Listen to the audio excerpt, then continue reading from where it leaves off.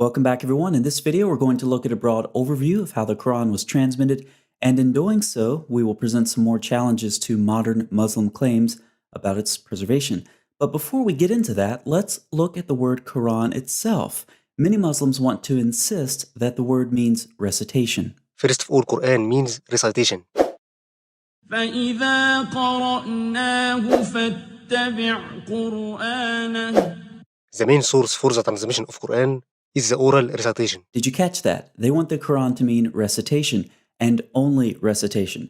They want to limit the possible range of definitions of the word to recitation because they feel it strengthens their case for the oral transmission of the Quran. For some reason, they believe this is where their best arguments are.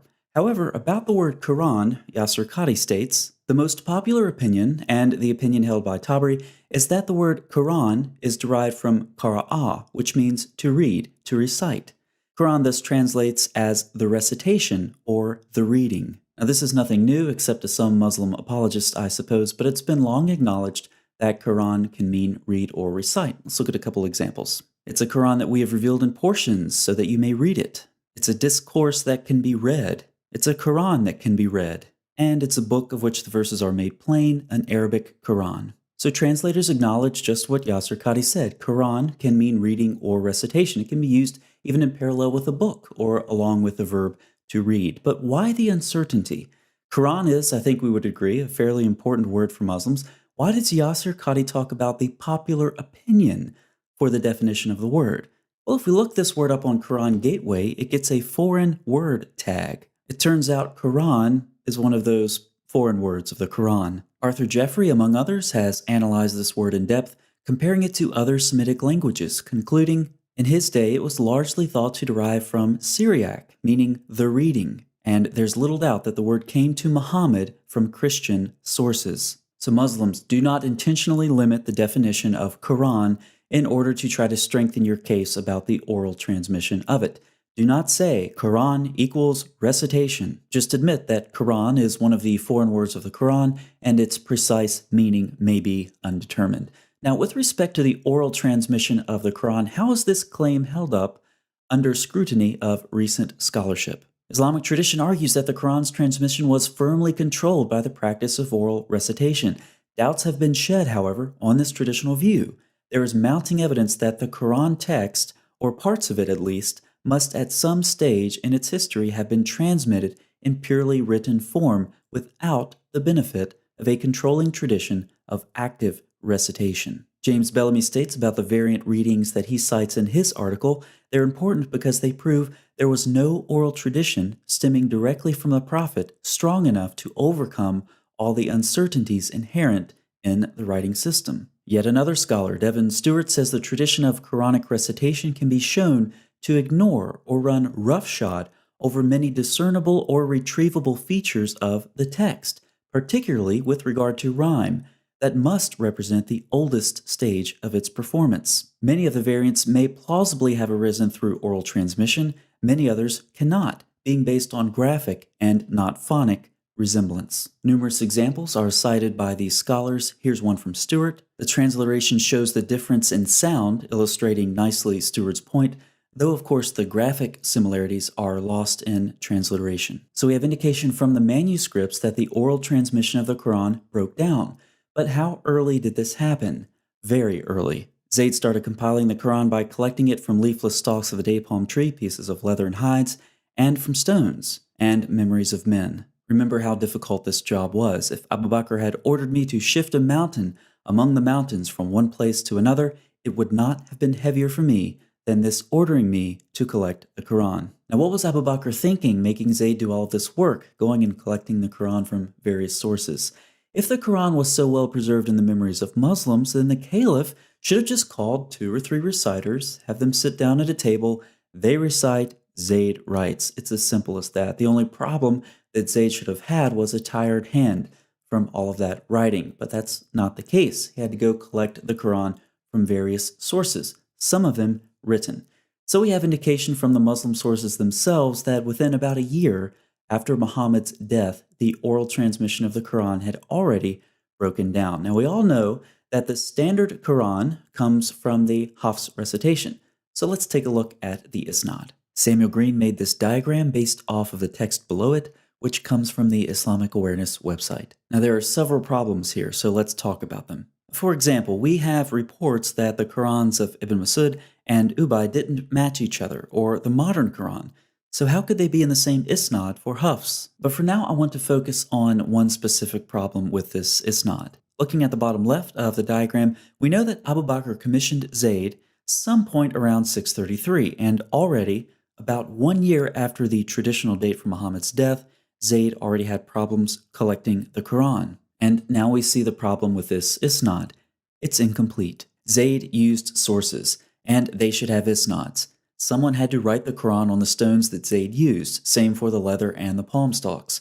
What were their names? Why aren't they in the Isnad? What about the men Zayd called on? Were their memories reliable? What were their names? Why aren't they in the Isnad? From the very beginning then, we see that the Quran was fragmented. The oral transmission broke down. Zayd had to collect the Quran from various sources. But just how fragmented was it? In other words, I want to know which surahs came from where. Which surahs were written on the stones that Zayd used, for example? Surahs 1 through 5? Maybe surahs 20 through 24 came from the memories of men. Maybe surahs 30 through 40 were written on the leather hides that Zayd collected. I want to know which surahs came from where. Muslims can't tell us. They want to act like the Quran originally went back to one single source. That's not the case. Now let's go back to this Isnad and look at some of the names on the bottom. These are very big names, of course: Uthman, Ubay, Zayd, Abdullah ibn Masud, and we have good reason to think that none of these readings made it through a critical period in the history of the Quran in the early 8th century. And here we go again, featuring Caliph Abd al-Malik and his general al-Hajjaj. He mocked Ibn Masud, saying, "How I wonder about him. He claimed to have read the original Quran of God. I swear by God that it is just a piece of Raja's poetry of the Bedouins." He also said, "Ibn Masud is the chief of hypocrites. If I had lived in the same time as his, I would have soaked the ground with his blood." Al-Hajjaj would often threaten to kill the people of Kufa should they not cease following the reading of Ibn Masud. And he swore that he would erase Ibn Masud's reading from the Mus'haf with a rib of a swine. So let's compare and contrast the opinions on Ibn Masud. Muhammad said, "Learn the Quran from him." Al-Hajjaj said he was a chief hypocrite who should have been killed. "I would have soaked the ground with his blood. I would erase his reading with a swine's rib, and I'll kill you if you follow his reading." Oh, and by the way, Muslims, I already know every source I cite in this video that you don't like is weak, and you will reject it. So go ahead and post more of those ad hoc responses in the comments section below. Now, as we've discussed previously, Al-Hajjaj made his own recension of the Quran and destroyed competing readings. But his destruction was not limited to public property like the case of Uthman, but rather included both public and private property. Al-Hajjaj was thorough, if nothing else. Remember all of those very important names that we saw at the bottom of the Isnad? As for the fate of the Codex of Ubay, the well-known Quran reader, Khalaf bin Hisham, speaks about the existing codex with skepticism. He uses the common expression yunsabu is ascribed to. Regarding the Codex of Ibn Masud, he was similarly circumspect. In these traditions, there is no longer any mention of previous codices. Rather, there is mention of that which supposedly corresponds to the alleged reading of Ubay or Ibn Masud. In other words, codices containing the older recensions ceased to exist at the time. By the end of the 2nd century AH, any mention of an Uthmanic codex was strongly distrusted. And of course, by the end of the 8th century, as we've previously discussed for Malik bin Anas, the Uthmanic codex has disappeared. Now, as a side note, Muslims have known about this for a long time. After all, we're reading Muslim sources. Yet, what have Muslims been telling the rest of the world? They've been telling us that they have the Uthmanic manuscripts, until recently. Muslim scholars Ahsanullah and Abdul-Kulich state that one of the most important questions of Quranic history is the whereabouts of the Mus'hafs attributed to Caliph Uthman, and whether any of them have reached the present day. Unfortunately, we do not have a positive answer to this question. In our view, this situation is one of the greatest weaknesses of the Islamic world throughout history. They further describe how they would like to publish the Topkapi manuscript as either one of Uthman's personal manuscripts or one of the manuscripts that he sent out to various cities, but they can't do that. Now, why the lack of early manuscripts, Muslims? It seems to have something to do with this cycle of recension, revision, and destruction that we see in early Islamic history. Uthman revised the Quran then destroyed his sources. Al-Hajjaj revised the Quran and then destroyed competing readings. Now, what about Al-Hajjaj's Quran? What happened to that? Well, thankfully, when the Abbasids took over, they seemed to largely want to take credit for the Umayyads' work. So Al-Hajjaj's manuscript was given some mercy. As regards the Musahif of Al-Hajjaj, the Abbasids similarly attempted to replace them. In one such tradition, the third Abbasid Caliph Al-Mahdi permitted the sending of one more Musahif to Medina after the Musahif of Al-Hajjaj had been replaced. It was not destroyed, but rather put in a box on the side. It is also likely that the other codices in the major cities were no longer in use. So let's take all of this information back to our Isnad. We have reports of all of these early readings being eliminated or prohibited by penalty of death in some cases. None of these readings appear to make it past Al-Hajjaj. As we saw, Hajjaj carried out an extensive Quranic destruction campaign, even more so than Uthman before him. The things that happened in the turmoil of attempting to standardize a Quran in the first Muslim century actually undermined the contributions of the various authorities on which this incomplete Isnad chain rests. Now, maybe you're thinking there's no way the Caliph and his general could establish their own standardized reading and destroy the other readings. Two things. Number one, the Islamic world was not so large and stable at this point as the Islamic traditions tell us. Number two, think about what happened in 1924. In the early 20th century, the shape of the Quran would have seemed anything but clear. In fact, the Egyptian government was motivated to begin the project that will lead to the Cairo Quran edition due to the variants found in the Quranic text that they had been importing for state schools. It's at this point that they standardized the Hafs version and destroyed the variant Qurans by sinking them in the Nile River. Through the following decades, this Quran quickly became the standard reading throughout the Muslim world. If Egypt could do this in 1924, why not Al-Hajjaj in the early 8th century? Now let's look at some additional problems with Hafs. There is no unanimity over its precise shape. 4 different lines of transmission are claimed for it, and discrepancies abound in the various texts claiming to transmit it. And when it comes to discrepancies or differences within various Qurans, most Muslims simply do not have a mental framework to process such a concept. Perfect preservation has been drilled into their minds so much that they can't think clearly about this topic. And so when most Muslims encounter differences or variants within different Qurans, they'll simply wave them off as ahruf or qira'at. So let's talk about these two terms. Let's start with ahruf. What are ahruf?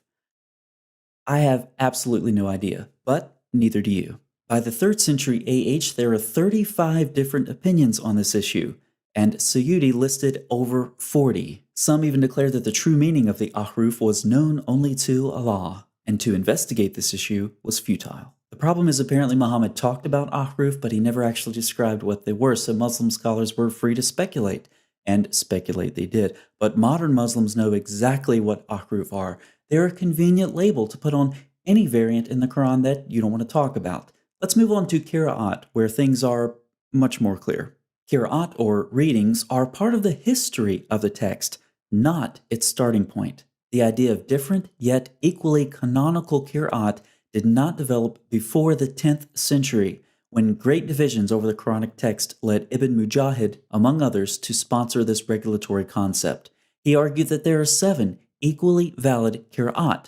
Others argued for 10 or 14. The gradual acceptance was 7 qira'at, but that was generally accompanied with a caveat that each qira'ah has 2 versions. Effectively then, 14 different versions were considered equally authentic, only one of which was Hafs. Now, if any of this has been confusing for you, let me make it simple. The Quran has been perfectly preserved.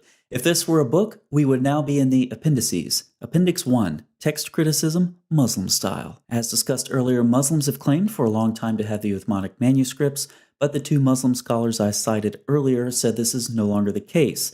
They also do a little text criticism. Let's look at some data points. As known by everyone interested in the subject, it has been claimed until recently that Topkapi was one of the copies attributed to Caliph Uthman. But it is neither the private Musaf of Caliph Uthman nor one of the Musafs that he sent to various centers.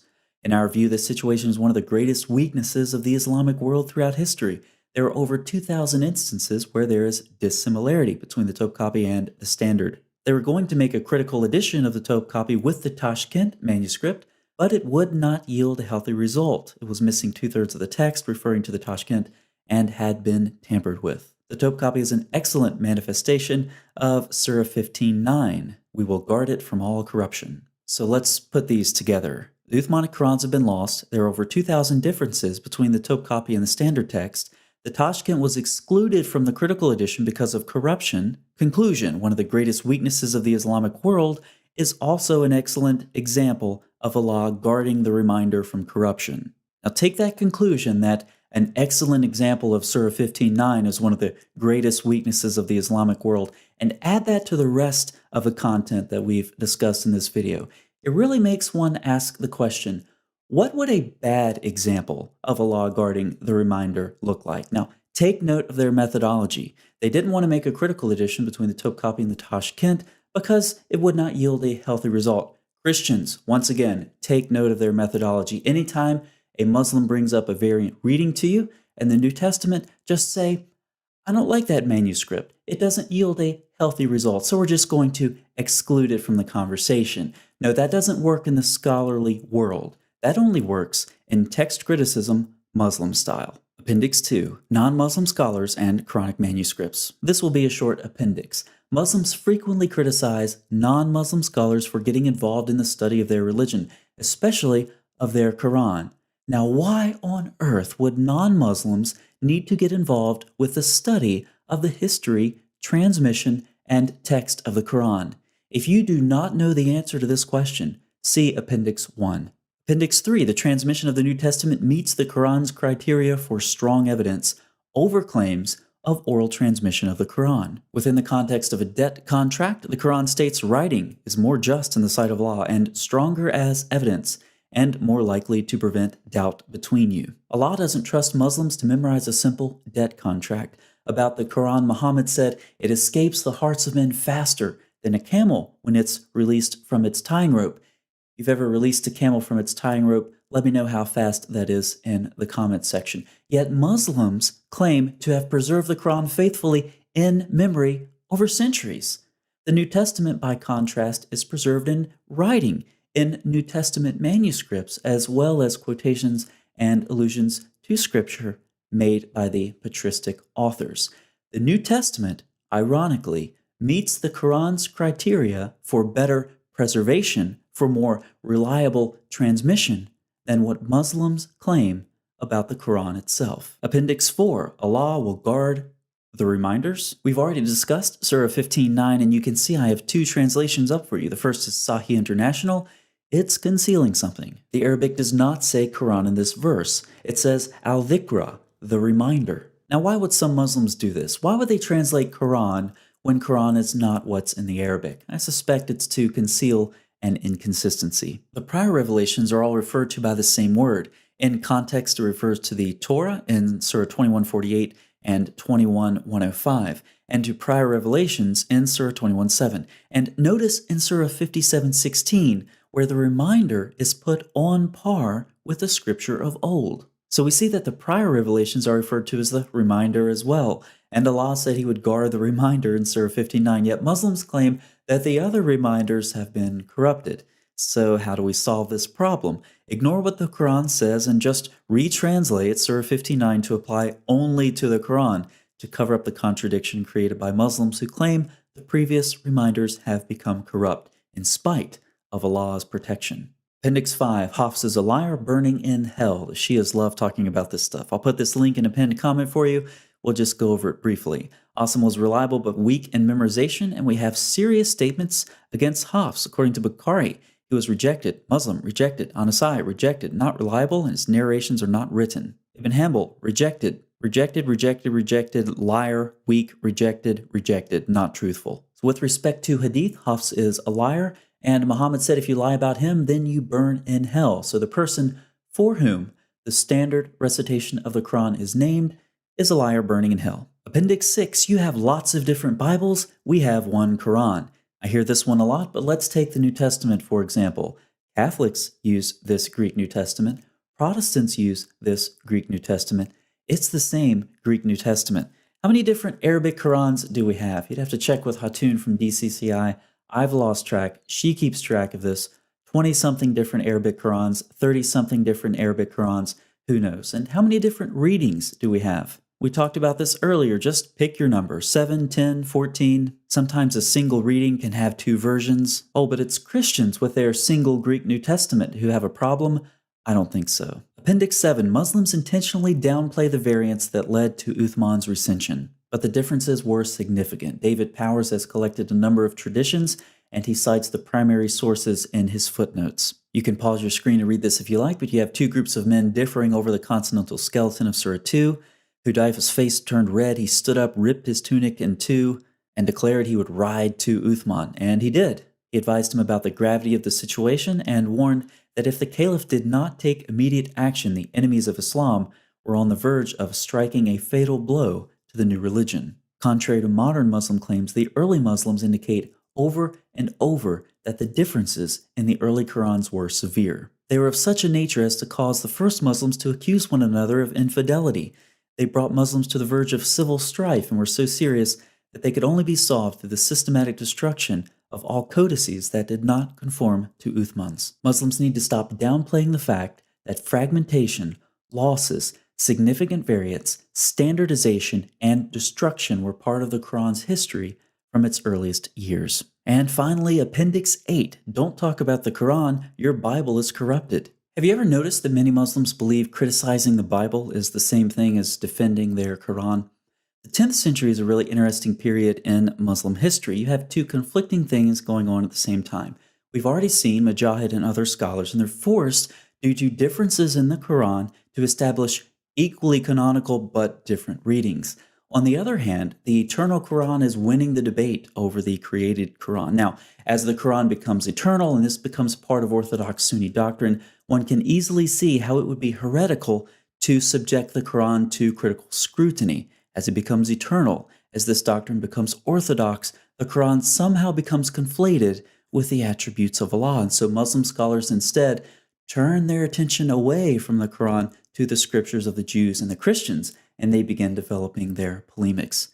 So when we see modern Muslims today exempting their own scriptures from critical scrutiny, but subjecting the scriptures of the Jews and the Christians to the same, we see them reflecting theological presuppositions and methodologies that have been deeply embedded in the Muslim mind for centuries. See you next time.